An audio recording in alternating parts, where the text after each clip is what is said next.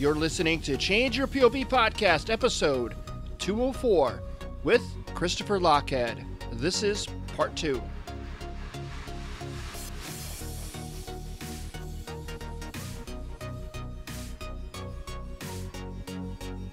What an amazing individual that guy is.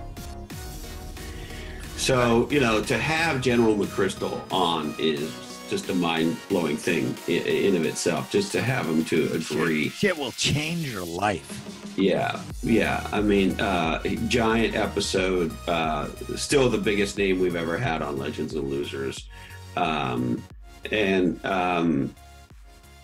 here's the thing, in a very similar way to Commander Divine, but a completely different style, you could expect this guy to be a character. You could expect him to play Darth Vader. You could expect him to try to be cool. You could expect a lot of that. We start the conversation off with him talking about how much he loves being a grandfather. Yeah. That's where we start. And the regret that he has around the fact that he was deployed for the vast majority of his son's life, and that he's in no uncertain terms, really going for it as a grandfather as a result. That's where the conversation fucking starts. Like hardcore. It's amazing. And so, for him to be willing to go there with me, of course, I refer to him as General. It gets to a point where I have to call him Stan, because it's now going to be insulting, in spite of the fact that that's the last thing I want to call him. I remember it was probably about 20 minutes in. He's like, "Could you please just call me Stan?" And you're like, "Well, I might have a problem with that, but yeah. And how many 4-stars do you guys talk to? I don't know. This is the first one I ever talked to, so I kind of want to call him.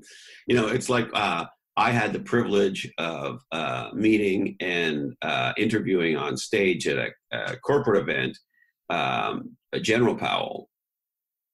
And interestingly enough, with folks like that, you normally call them, even if they're retired, of course, by their last highest title. Right. So in the case of Powell, you want to be like Secretary. Secretary Powell. Right. Mm-hmm. His people told us explicitly, please refer to General Powell as General Powell, not Secretary Powell. Anyway, that's a side note. General McChrystal just couldn't have been more generous. He couldn't have been more open.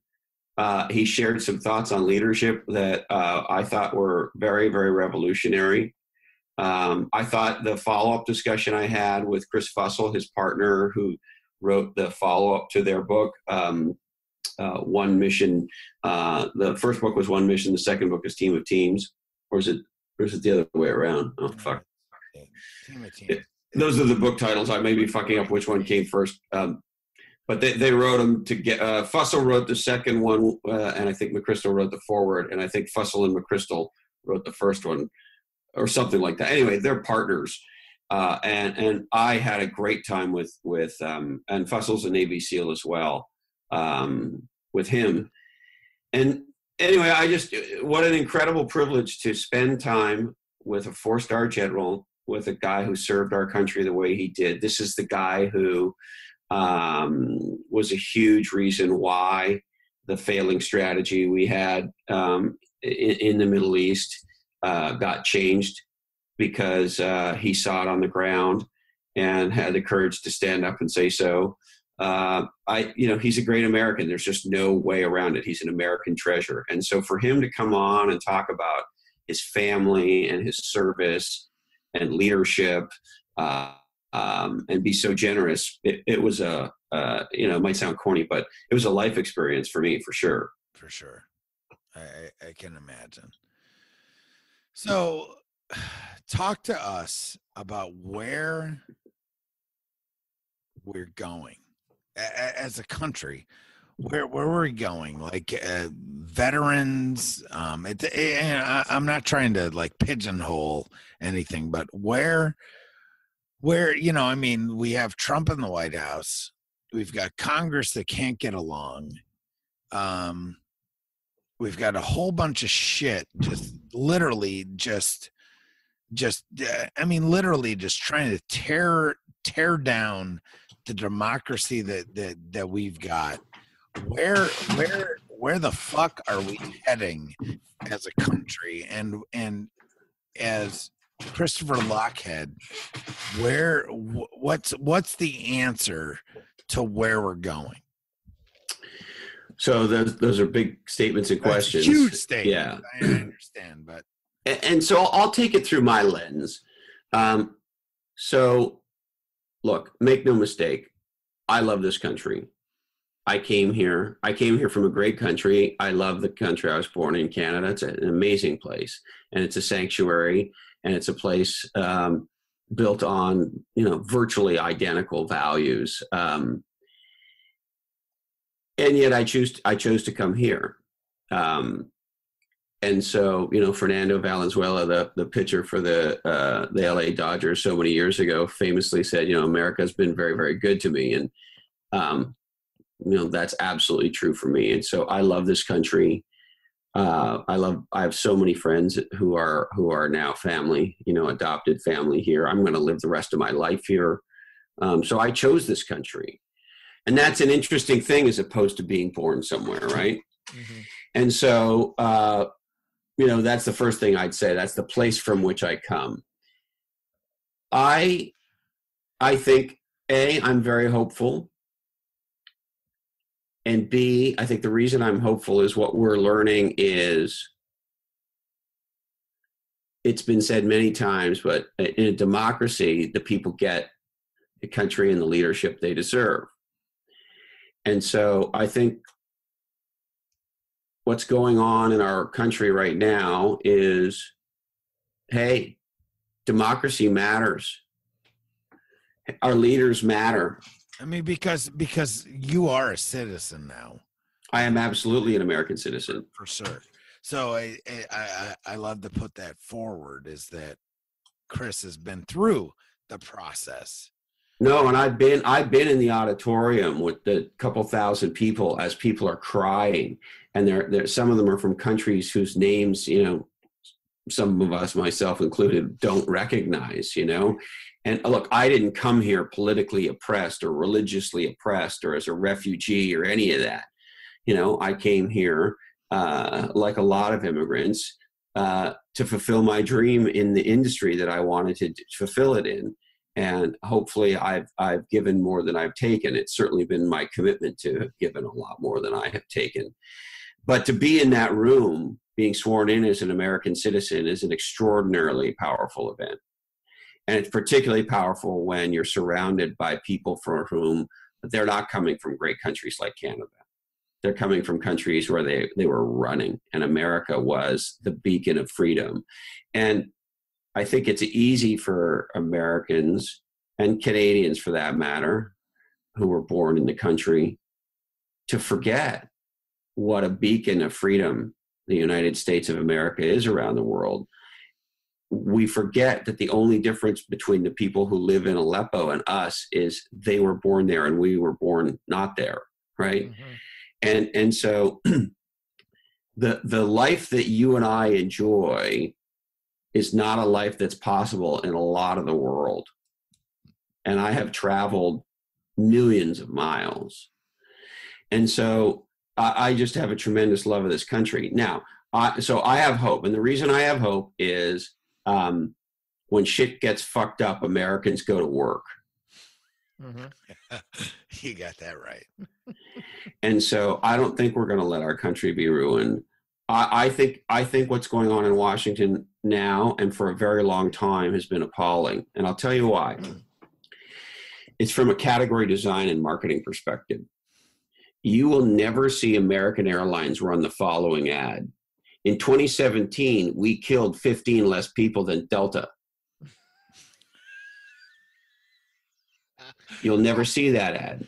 You'll never see that ad. Right. And here's why. In business, there's an unwritten rule that says, hey, we don't kill the category. Mm-hmm. Well, what's happened in Washington is the politicians have killed the category. when the fucking Democrats say the Republicans are assholes, and the fucking Republicans say the Democrats are shitheads, and this goes on and on and on and on forever, what the public goes is, you know what? You're all assholes. And that's where we're at. On top of that, we've forgotten something in our political system. We need discourse. And we have to learn how to disagree agreeably. Look, do I want a world that's run by Democrats? No, I don't want that fucking world, because a lot of things will be fucked up if the Democrats had 100% power, right? And I have some Democratic beliefs, and I have Democratic friends. Now, do we want a world where we have 100% Republican power? Hell no. But somehow our two parties have taken this position that their job is not to have an intelligent discourse that makes the country better, but their job is to destroy the other party. That's fucking mental. Yeah, it's mental. And listen, have you ever changed your mind on a position that was held by the party that you don't necessarily always affiliate yourself with? Of course. Yeah. Yeah, and if you haven't, you're a fucking moron. One of my favorite expressions is, if you haven't changed your mind lately, how do you know you have one? How the fuck do you know you have one? And so listen, we need to listen to the people who have 180-degree different opinion from where we start. Yeah. We do. We need, but we need to talk to each other. You want to pick a topic. Let's pick healthcare. We can't have a conversation. Why can't we say to each other the following? When somebody in our country gets sick or hurt, what do we want to have happen? Can we have that conversation? I don't give a fuck. Obamacare, not Obama. Stop. I don't care. Right? Can we just start with where I think this conversation should start, which is anybody in our world gets sick or hurt, what do we want to have happen? I think what we all want to have happen is the same thing, which is that person gets taken care of to the best of our abilities.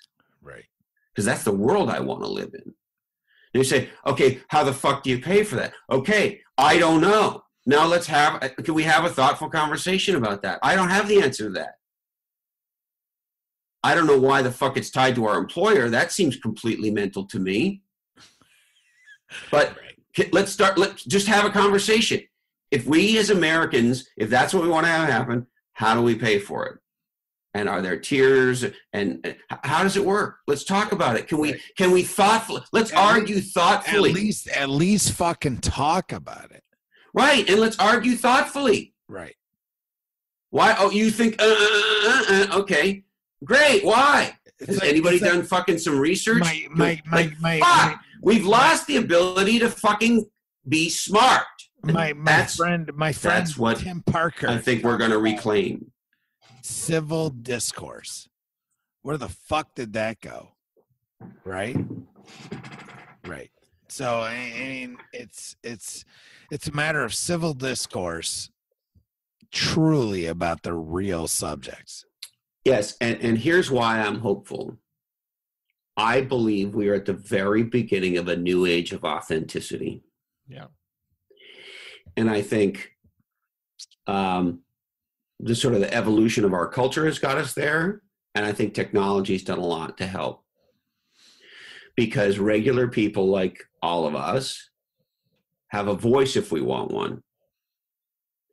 And, you know, we've seen the extraordinary transformation that's going on for women in the workplace right now. Well, guess what? If you're a miserable bastard who's doing horrible, illegal shit with the women that you work with, you're going to get called out. The women are going to be believed. You're going to get fucked over at work and lose your job, and you're probably going to go to jail. That wasn't true not that long ago.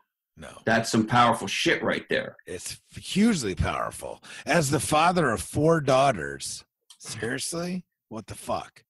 And Eddie and I have talked about this. well, he has a daughter, but I have fucking 4. The good Lord loves you. Yeah, it's called Karma is a Vengeful Bitch. Is what it comes down to. I love that a guy like you, just your voice, never mind your giant manness, has all these daughters. Yeah, 4 daughters. 4 fucking. Are you kidding me? 4.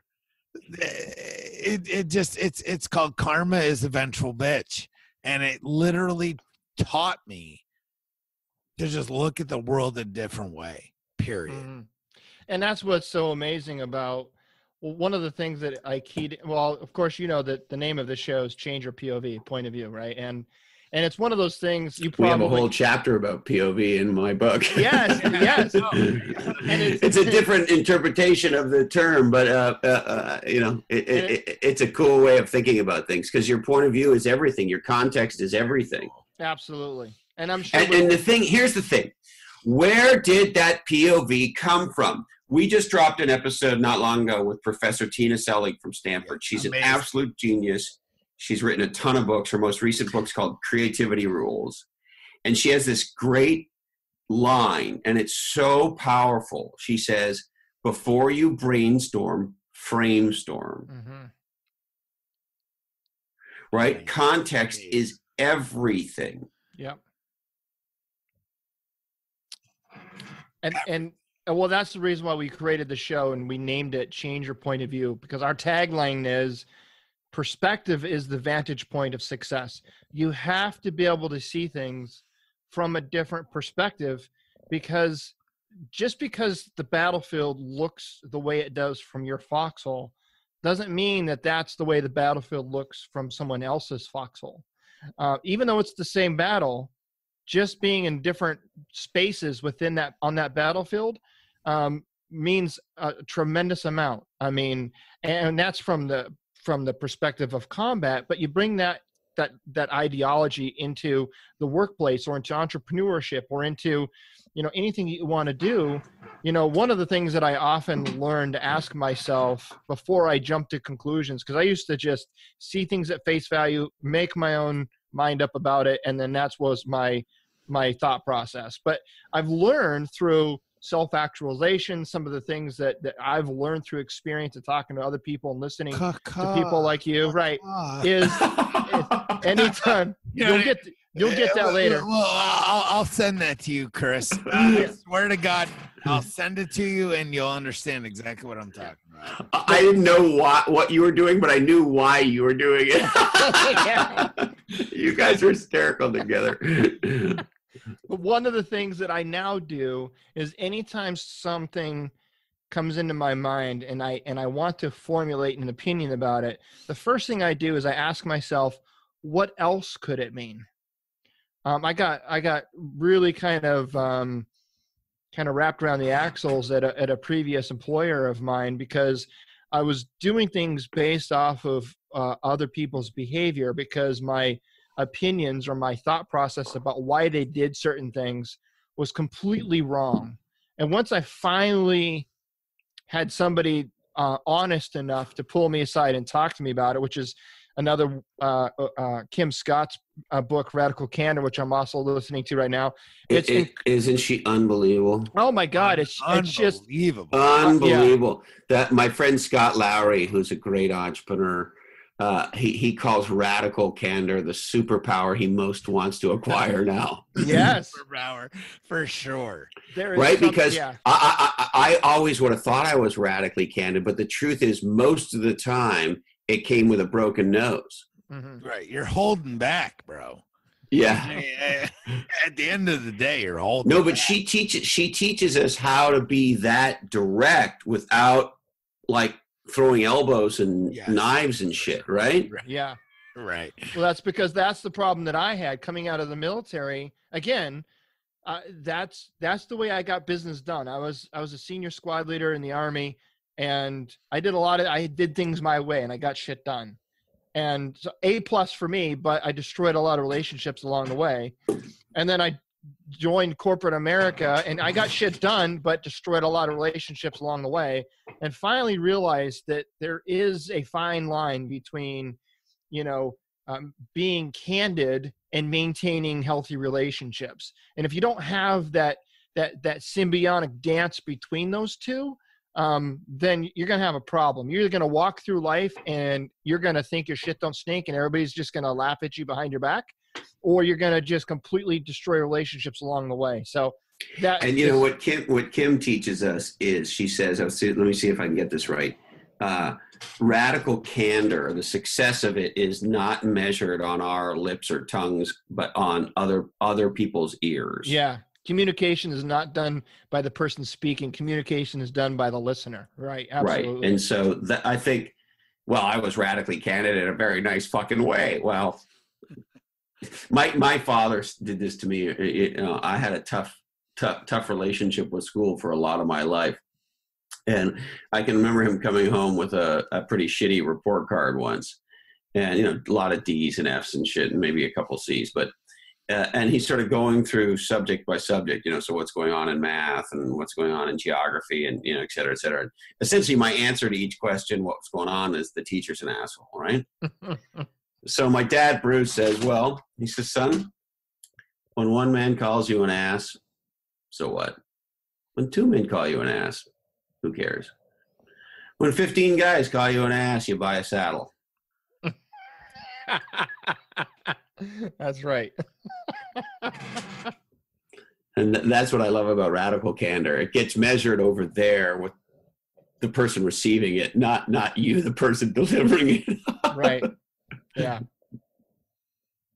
So one of the things that really intrigues me about you, Chris, is without any formal education, it's really been learning through, you know, trial and error, through fire and brimstone, been there, done that, probably a lot of failures along the way, I'm almost certain. But one of the things that, so you've kind of, I don't know, how did you come upon this whole idea of looking at marketing and building your own category, becoming a category king? Was that something you just kind of like clicked one day and was just like, this shit makes sense, and if I can find a way to communicate this into businesses, help them become more successful, like, how did that come to be? Did you just fall into it, or? No, it was a little more deliberate than that. You know, early in my career, you know, to your point, with no education, there's only three ways you can learn that I know of. Doing, which I did a lot of, doing and failing and some succeeding, seeking out mentors and coaches, which I absolutely did, and then reading. So I did all of those things. And I learned very early that great entrepreneurs and great businesses differentiated themselves. And I also learned that when most people said differentiate, they sort of didn't get that the root of that word is, to Eddie, the point you made earlier in our discussion, different. And so I said, well, what is it that makes, you know, long-term, enduring, successful companies that have a giant, you know, market presence or market share in their field successful? Well, there's something very different about them.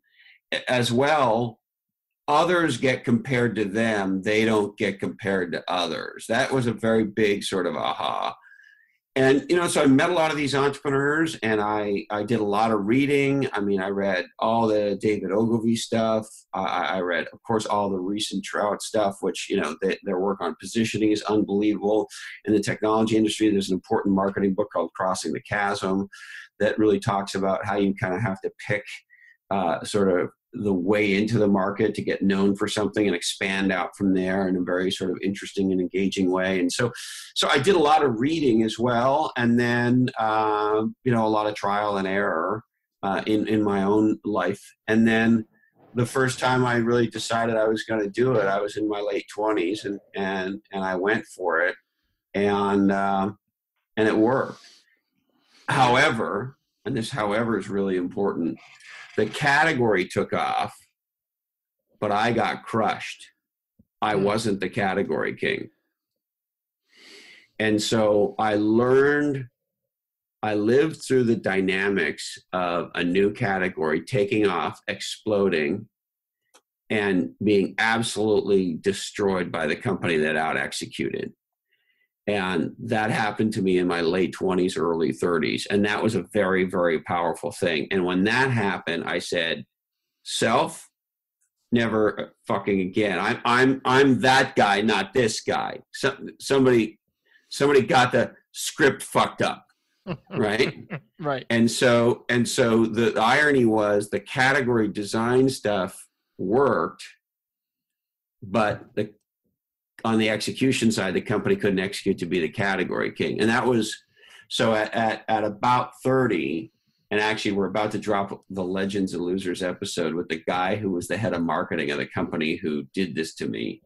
And his name's Bruce Cleveland. He's an incredible guy, and I'm completely in love with him. And he and I are completely aligned in our mission to make a difference for entrepreneurs. And so our relationship is sort of like two old fighters, you know, like Ali and Frazier. Unfortunately, I was Frazier in this one.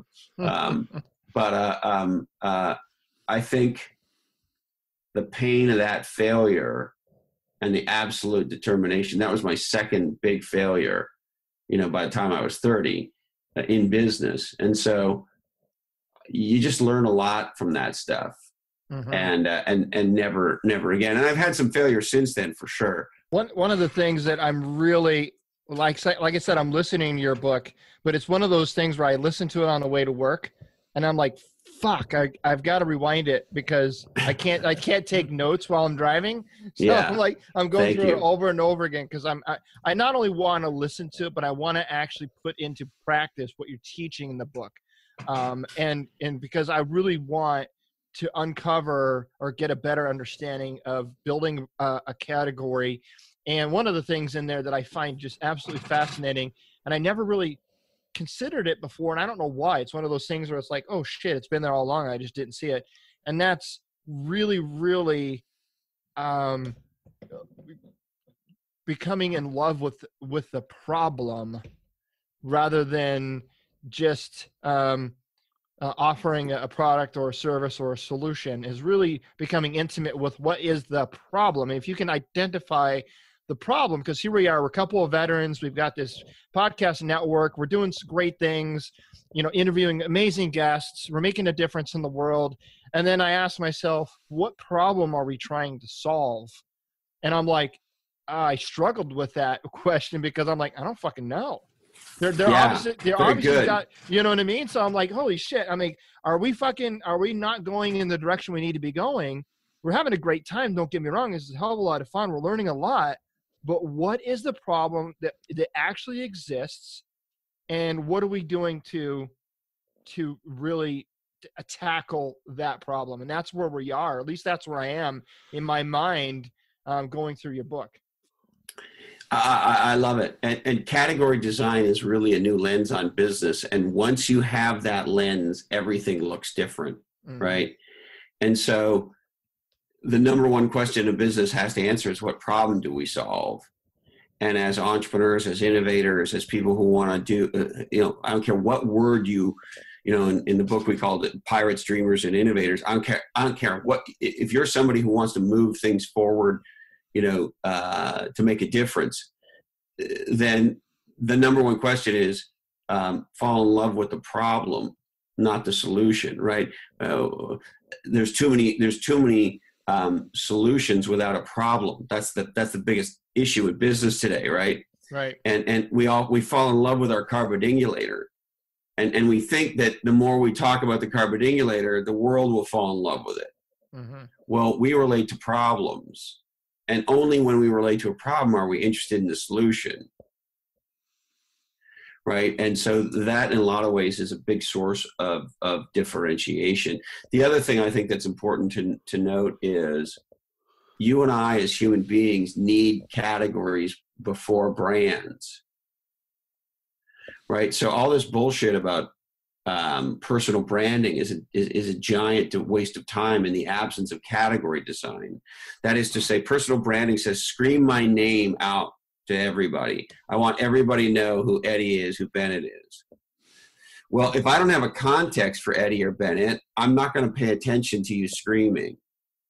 So I don't have children. So every dime that Chrysler spends marketing the minivan to me is a wasted dime, because I've got a very sophisticated system in my brain that says, not a category I'm interested in. So when you say Plymouth Voyager to me, I go, forget it, because I know that's a minivan. However, I love muscle cars. So when Ford says Mustang to me, I pay attention. But the only reason I pay attention to Mustang is because I understand what a muscle car is. And that's the reason I don't pay attention to Voyager. And we all do the same thing as a human being. If the three of us were going to go to dinner tonight, I said to you, hey, boys, let's go to, there's a new restaurant in Santa Cruz I wanted to try with you guys called Fred's. What might be a question you would ask? What kind of food do they serve? Yes. Translation, what category is it? Right.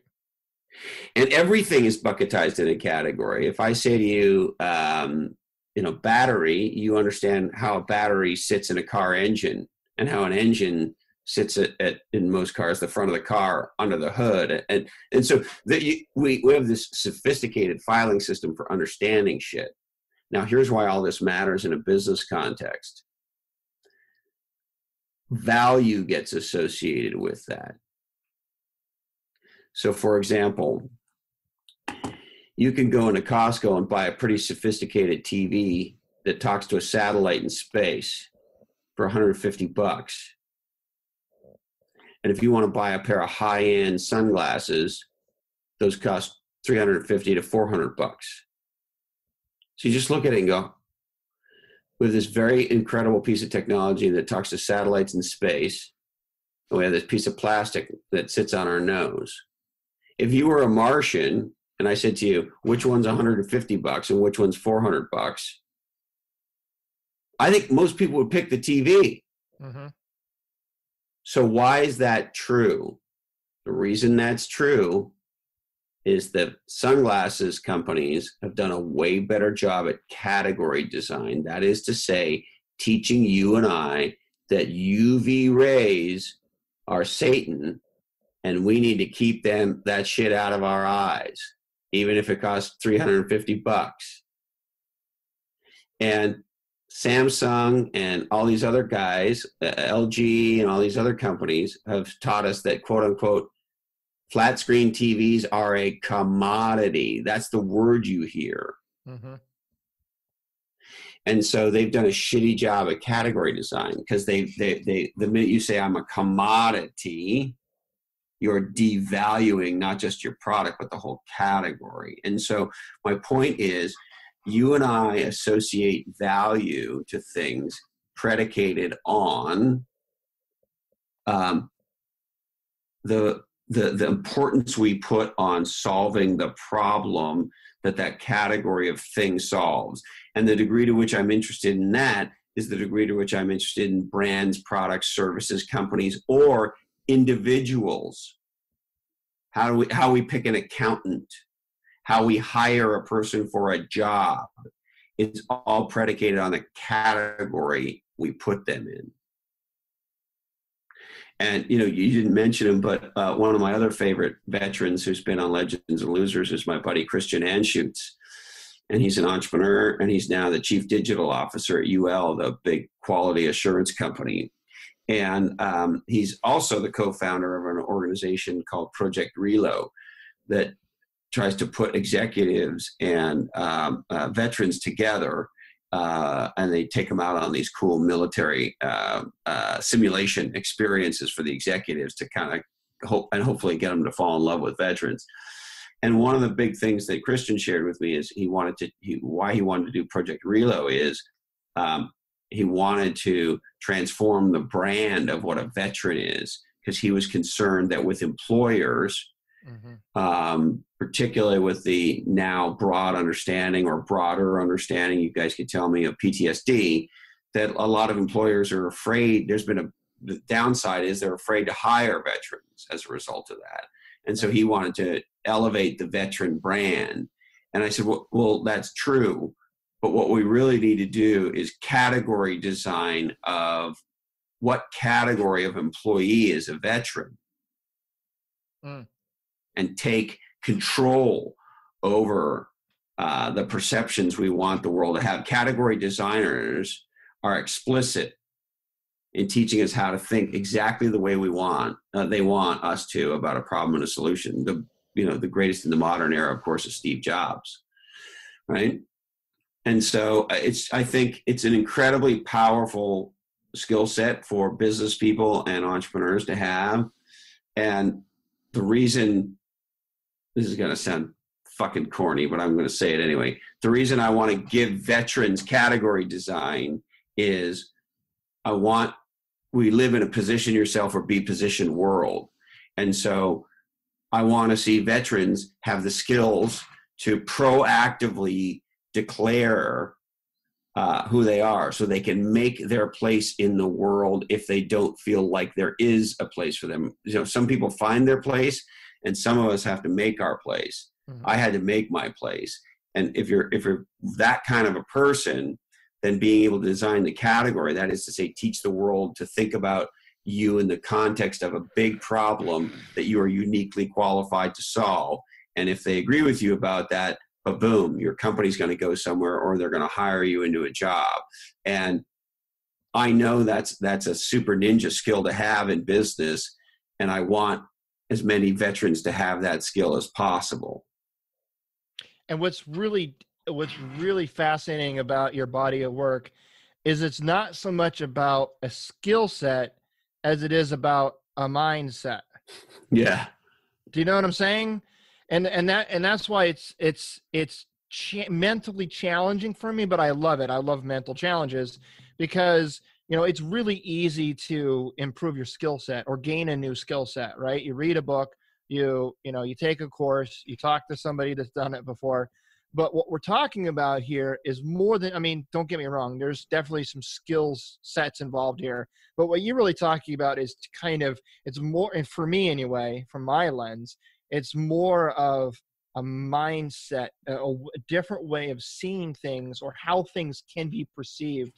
And that's what I haven't gone through everything of your book yet. I'm really looking forward to getting through it all and taking what I've learned there and apply it to Change Your POV podcast and the work we're doing holistically and trying to figure out how all that makes sense. And it's for nothing else, it's incredible to be able to have that edge that I know it's a weapon, it's another tool in the toolbox. It's a weapon on my battle gear that I can pull out and use against the enemy. And a lot of people think the enemy is competition. And I don't really think I'm looking at that differently now. Competition is for losers. Right. And I struggled for a long time to explain why. And I think I found an analogy that works for a lot of people recently on a speaking tour that I just did. So let me try this on you. Do you guys, Bennett, are you still there? Yeah, I'm still there. Okay. You haven't said anything for a little bit. I want to make sure you're having a little nap on us or. Do you guys remember the movie Something About Mary? Yeah. Yeah. So I've said for years that competition is for losers. And I've said for years that if you compete in an existing market category with a we're better than them strategy, which is what the vast majority of people do, right? Because on its face, it makes sense. It's like, okay, look, there's a large market, demand, awesome. People understand this.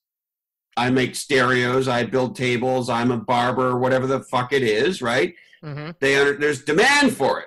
So you wouldn't want to market and sell into a category where there's no demand, right? Mm-hmm. So we're going to go in there and we're going to be the best barber in town or the best pizza in town, or we're going to make better tables, or we're going to have whatever the fuck it is, right?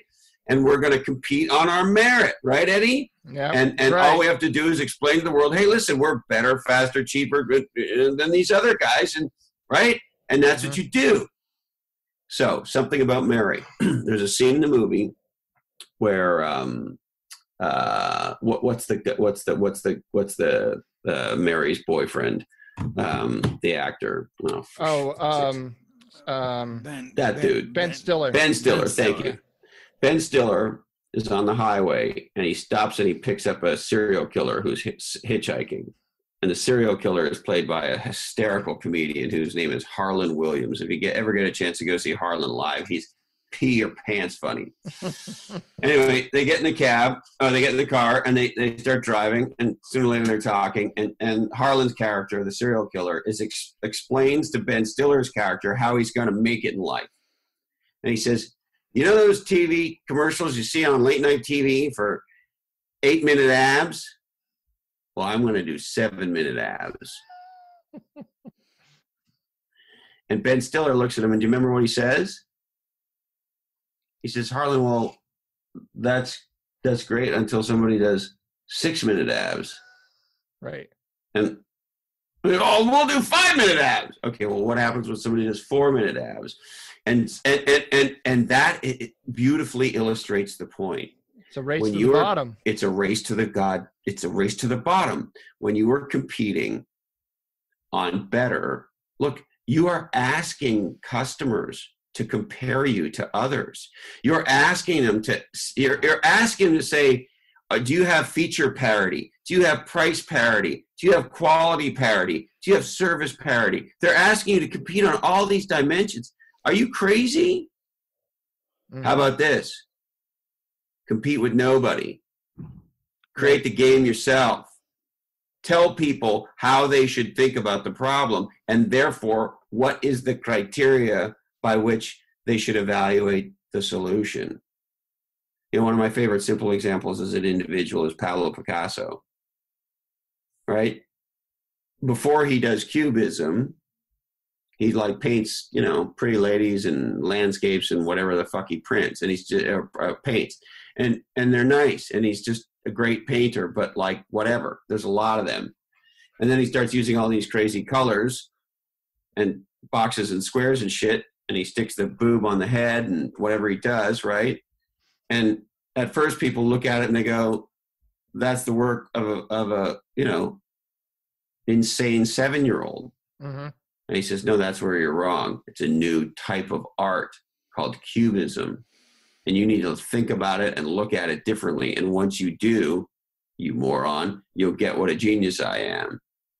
And everybody goes, wow, he's a genius. And he becomes the most famous painter in the world. And so the question for people, whether you're an individual, whether you're a business, is who would you rather be, Picasso or the 47th Cubist artist in the world? And most people make an unconscious, unquestioned decision to be the 47th Cubist in the world. They don't even think about the fact that they are going to compete in an existing market category on a criteria called we're better than them, and they are going to be stuck in this comparison game. Steve Jobs wanted everything to be compared to him, not the other way around. That's what category designers do. That's why they're different, not better. So why don't more people do that? Is it because they're afraid to claim their stake in the ground in fear that nobody will actually believe that what they've just created is something of value? And be, you know, that's a great question, Eddie. I don't really know. I think some of it is that for sure. But I wonder is a more meaningful percentage of it that they don't even realize that you could design your own category. I remember as a young man when I learned that you could design your life. That was a radical idea. Mm-hmm. Because if you listen to the way most people speak, the way they talk is, you know, how are you, Jimmy? Oh, not too bad. How's life treating you? Oh, not too bad. Like there's this passive thing, like life's like the weather. Right. And I'm not saying there isn't some shit that lands on us in life that is like the weather, that, you know, some of it's great and some of it's bad and some of it's in between. But we have a lot to say about our life, right? And it turns out when you unpack what the most legendary entrepreneurs and innovators over time did, they created a new category for themselves, whether it was Pablo Picasso or Henry Ford when he introduced the world to his innovation. Do you know what he called it? No, what did he call it? He called it the horseless carriage. Because he proactively positioned it in the context of what the world understood And he created he created the idea that the existence of the horse was a problem.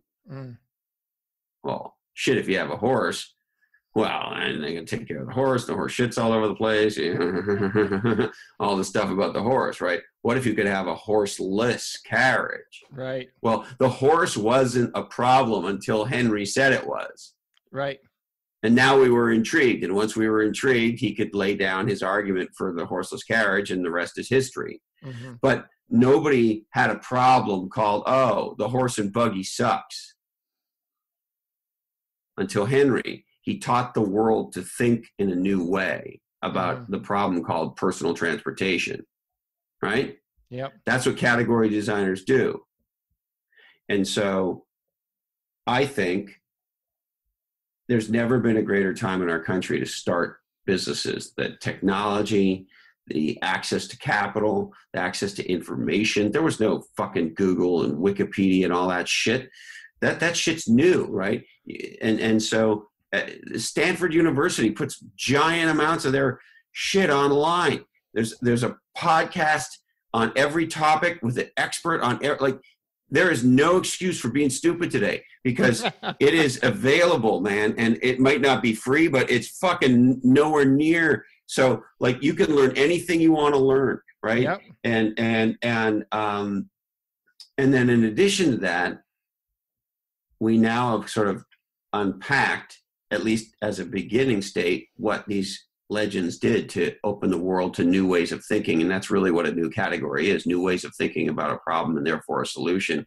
And if you're able to do that, bang, you get to be incredibly successful. And if you're not, then you get to be 6-minute abs and 3-minute abs. Right. Bennett. Yeah. I think we got a man down. Yes, we do. I'm just listening to the awesomeness. That's all there is to it.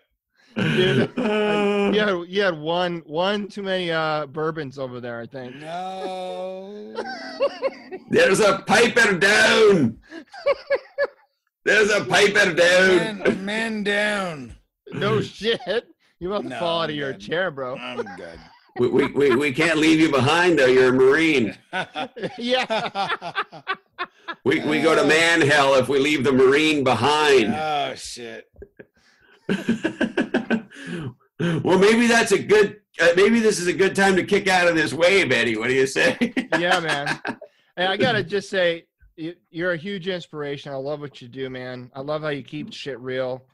There's nothing more frustrating for me than trying to learn from somebody that I don't know. You just have a unique way of just being a real dude and transparent and honest and candid and give it to you real and fuck everybody else, which is awesome. I love it. And thanks for coming on the show, man. Thank you, Eddie. And listen, I'm happy to come back. I love what you guys do. I love your audience. I know there's no way to thank veterans for their service other than to say thank you for their service. You know, my grandfather fought in World War II. My wife's father served our country as a Marine in Korea. And I'm just seem to be surrounded by vets and cops. Right. And firefighters. I don't know. I seem to collect them. I wasn't part of a plan. Anyway, I stand in awe of what you guys have done for our country and our world. I am not confused that freedom is fucking free.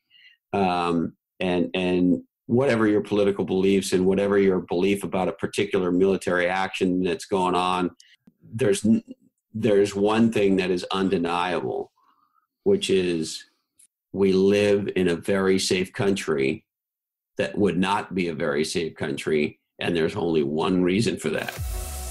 And so thank you both. I love what you're doing. I love vet entrepreneurs. And, you know, if you think there's a reason, I'd love to come back in the future.